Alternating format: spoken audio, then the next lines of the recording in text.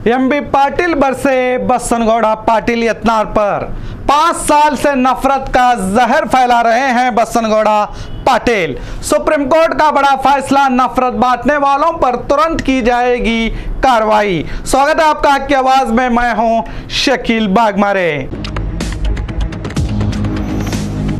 कुछ कहने से पहले सिर्फ यही कहूंगा, वारे सियासत तेरा रंग ही निराला है। यानी सियासत में कब कोई नेता रंग बदल देता है ये पता ही नहीं चलता।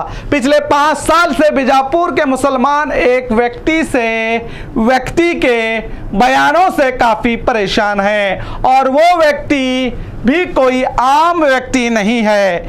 इसी बीजापुर शहर का एमएलए बसनगौड़ा पाटिल यत्नाल है, जिसने अपने इन 5 साल के अधिकार में जो जबान में आया मुसलमानों के खिलाफ बयानबाजी करके गलत अल्फाजों का इस्तेमाल किया है। मुसलमानों को अपने दफ्तर तक ना आने की बात कही थी। अपने बयानों में कहा था कि भुर्के वाले, दाढ़ी वाले मेरे ऑफिस ना आए और कॉरपोरेटर को मैंने कहा है कि इनके काम ना करें, और कई बार गालियां भी बकी और टीपू सुल्तान को तक नहीं बख्शा।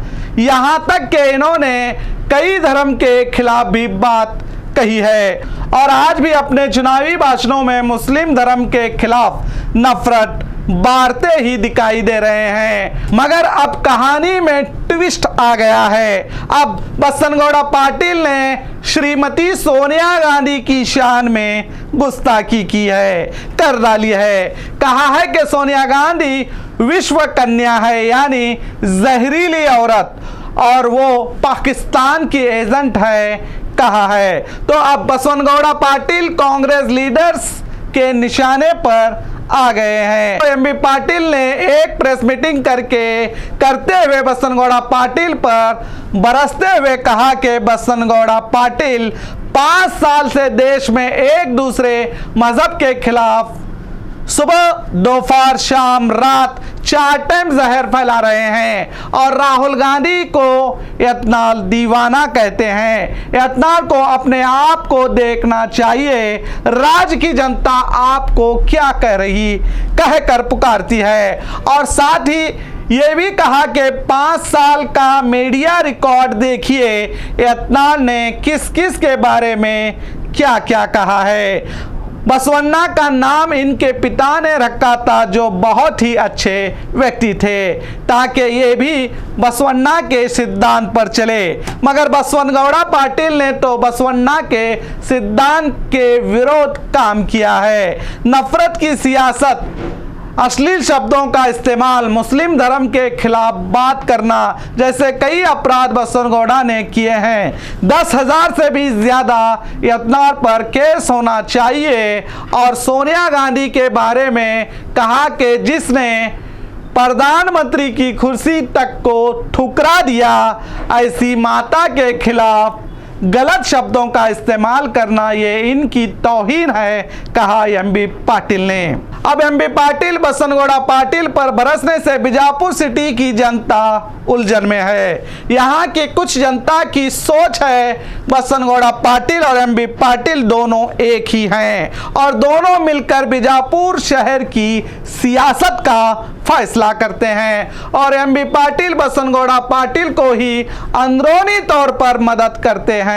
ये बात लोगों के चर्चे में थी और ये जो सोच रहे थे कि एमबी पाटिल और यत्नाल एक ही हैं, अब वो सब उलझन में हैं। ये क्या हो गया है? एमबी पाटिल तो बसनगौड़ा को दीवाना भी कह रहे हैं और उसे अच्छे से मेंटल हॉस्पिटल में दिखाने की बात तक कह डाली है। ऐसा कैसे हो गया जो एमबी पाटिल पूरे 5 साल में एक बार भी बसनगौड़ा के बयानों के खिलाफ बात नहीं किया।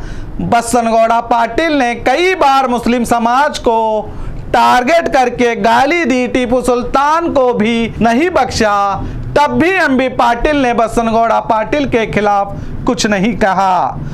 वो अचानक से कैसे बसनगौड़ा पाटिल पर बरस पड़े, ये सवाल उठ खड़ा हुआ है। तो इसका सीधा सीधा जवाब है माननीय श्रीमती सोनिया गांधी। सोनिया गांधी के खिलाफ बोलने पर एमबी पाटिल बरस पड़े हैं, क्योंकि सोनिया गांधी कांग्रेस पार्टी की हाई कमांड है। अब आप समझ ही गए होंगे।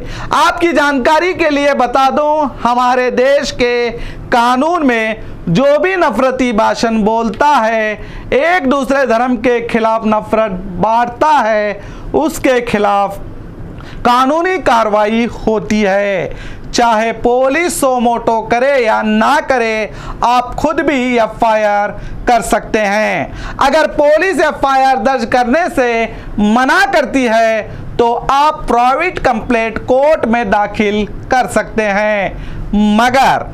मगर सोचने वाली बात यह है कि बसनगौड़ा पाटिल के जहरीले बयानों के बावजूद बीजापुर से अब तक भी बसनगौड़ा पाटिल पर कानूनी कार्रवाई नहीं हुई, बल्कि दूसरे शहरों से बीजापुर शहर से भी ज्यादा बसनगौड़ा पाटिल के खिलाफ एफआईआर करने की आवाजें उठी और ना ही किसी नेता ने इनके भड़काऊ भाषण पर, बयान पर आवाज नहीं उठाई। अब सुप्रीम कोर्ट ने कहा है सियासत और मजहब को अलग कर दिया जाएगा और नेता सियासत में मजहब का इस्तेमाल बंद कर देंगे, तब नफरती भाषण बंद होंगे। अब सुप्रीम कोर्ट के जस्टिस केएम जोसेफ और जस्टिस बीवी नागरतन्ना की बेंच ने देश के हर राज्य से कहा है कि अगर कोई भी किसी भी मजहब के खिलाफ नफरत फैलाने का काम करता है तो पुलिस किसी के शिकायत के आने का